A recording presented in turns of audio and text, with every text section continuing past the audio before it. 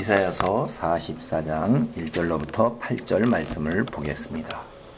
이사야서의 44장 1절로 8절은 하나님만이 유일하신 참신이라는 것을 이야기하는 거예요. 어떻게 하나님이 바벨론의 포로로 끌려간 너희를 구원해 내실 것인가?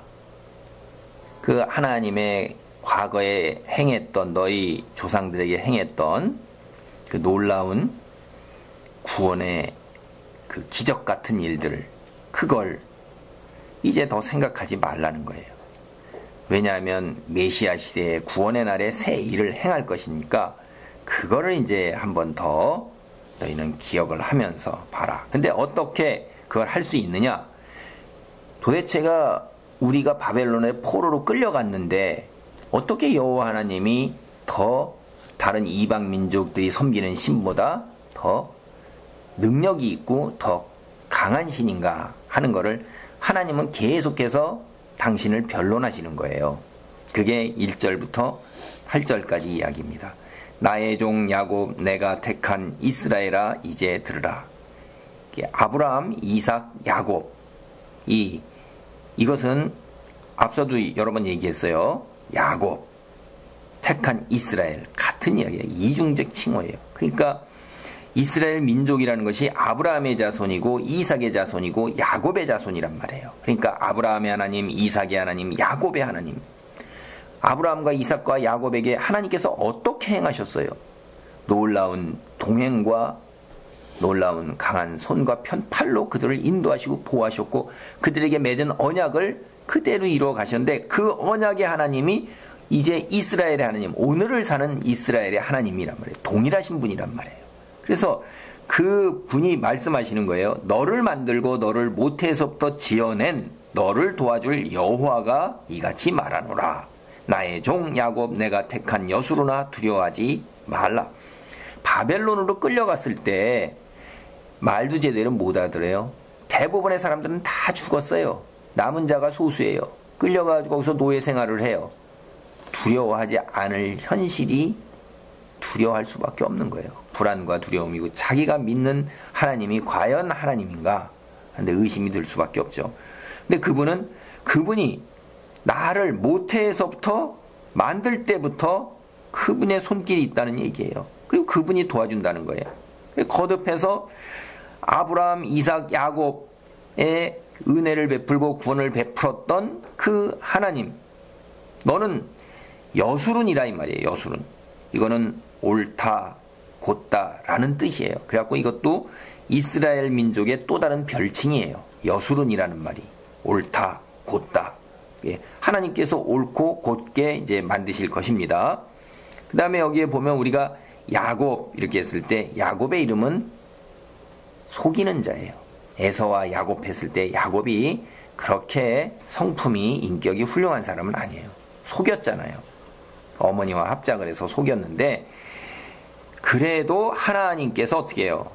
그 언약 그대로 이루어 가시는 거예요. 하나님이 어떤 분이시냐? 3절 나는 목마른 자에게 물을 주며 마른 땅에 시내가 흐르게 하며 나의 영을 내 자손에게 나의 복을 내 후손에게 부어주리니. 하나님께서는 갈증 있는 자에게 물을 주는 분이에요. 목마르다는 건 육체적으로도 목마르고 영적으로도 목마른 거예요. 영적 갈증과 육체적 갈증 다 해결해 주시는 분이세요. 이스라엘 민족들이 사막 광야에서 물이 없었을 때 우리가 이 역대 상하를 봤을 때에도 왕들이 모압 왕을 치러 가요.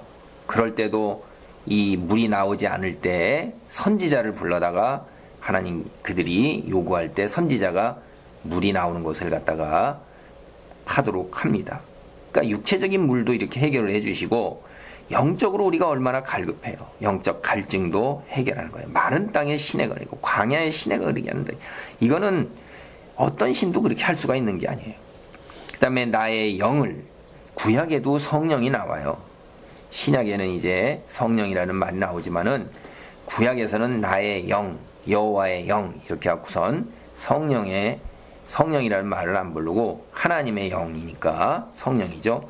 여기도 내 자손에게 준대. 우리가 오늘 성령을 받잖아요.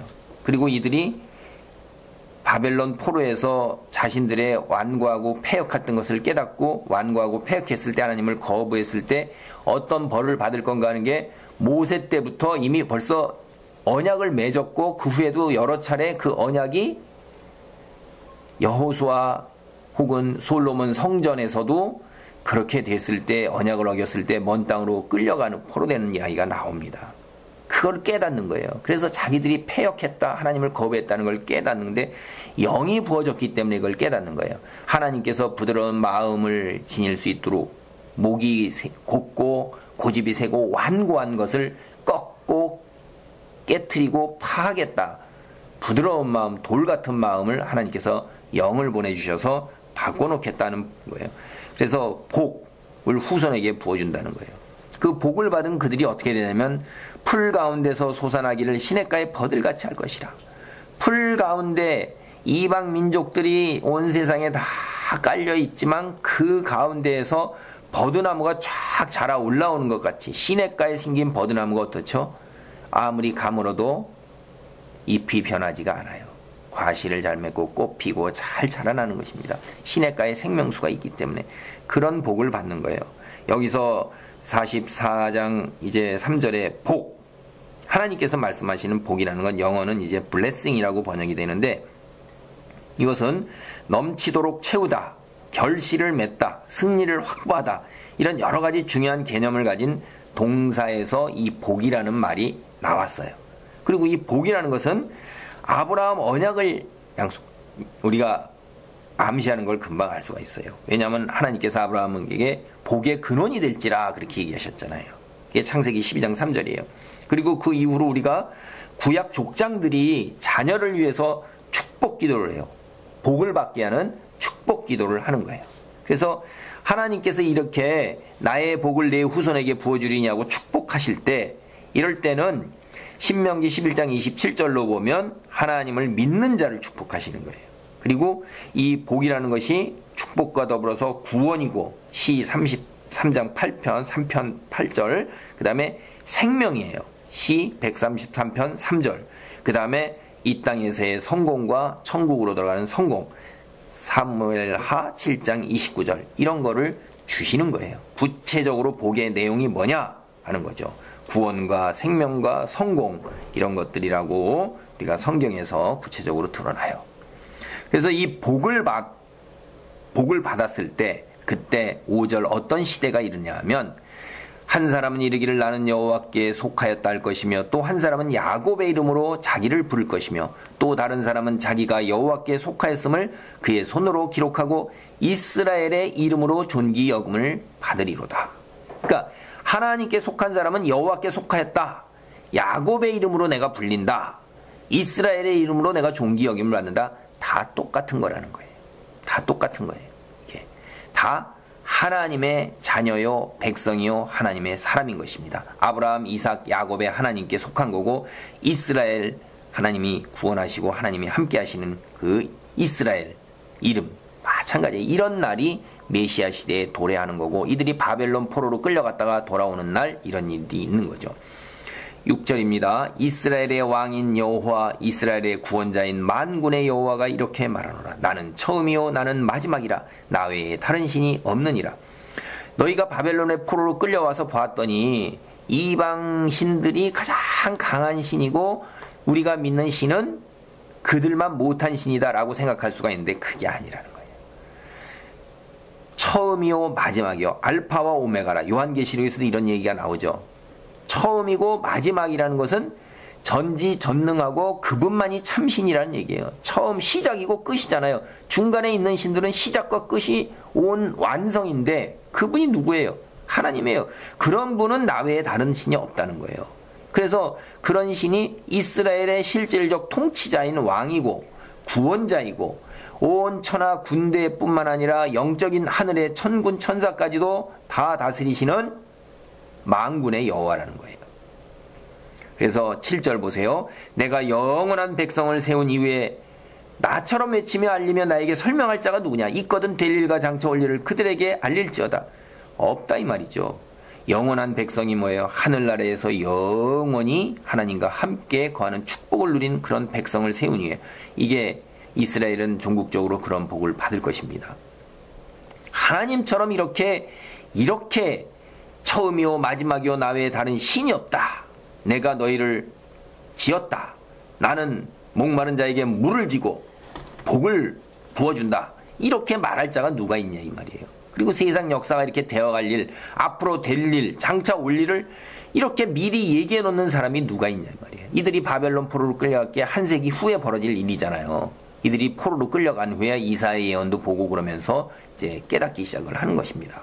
그래서 너희가 포로로 끌려와서 현실이 너희를 힘들게 하고 고통 속에 있을지라도 너희는 두려워하지 말며 겁내지 말라. 내가 예로부터 너희에게 듣게 하지 아니하였느냐, 알리지 아니하였느냐. 너희는 나의 증인이라. 나 외에 신이 있겠느냐. 과연 반석은 없나니 다른 신이 있음을 내가 알지 못하노라. 그러니까 너희가 현실이 이방 신들을 믿는 민족들과 너무나도 크게 차이가 난다 할지라도 두려워하지 말고 겁내지 말라. 이미 이것은 내가 너희에게 얘기해 놓은 것이다. 예언한 것이다. 그래서 너희는 내가 하나님 된 것을 증인할 사람이라. 이방 민족들이 여호와 하나님만이 참신이라는 것을 너희를 보고 알겠느냐. 알 것이라. 나 외에 정말 신은 없고 이방 사람들이 섬기는 신은 우상이라는 거예요. 사람의 손으로 깎아 만든 거라는 거예요. 사람의 손으로 만들었기 때문에 땔감으로 쓸 것들을 갖다가 만들어 놓고 절하는 어리석은 사람, 그런 거니까 신이 아니라는 거예요. 그런 거 믿어봤자 그것은 반석이 아니에요. 물이 나고 바람이 불면 다 무너져 내버리는 거예요. 불에 타 없어지는 거예요. 돌 같은 반석, 굳건한 반석, 홍수에도 흔들리지 않는 반석, 그것은 하나님 외에는 없다는 거예요. 그래서 이것이 이 이사야가 나 외에 다른 신이 없다, 하나님만이 유일한 신이다 라는 이야기를 이스라엘 민족에게 이야기해 주면서 동시에 우리 메시아 시대의 신약 시대를 사는 우리에게도 메시지가 겹쳐서 오고 있는 것입니다. 정말로 하나님 외에는 참신이 없음을 깨닫고 실제로 경험하는 이 땅에서의 인생의 여정이 되기를 바랍니다. 아멘.